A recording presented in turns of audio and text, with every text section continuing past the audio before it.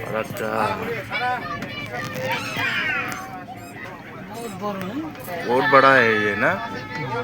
देख फरक्का है ना ये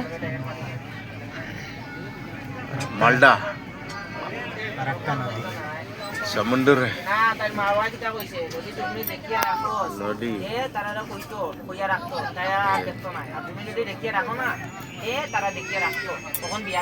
फरक्का फरक्का देख उसका उधर सीन भी नहीं दिखता।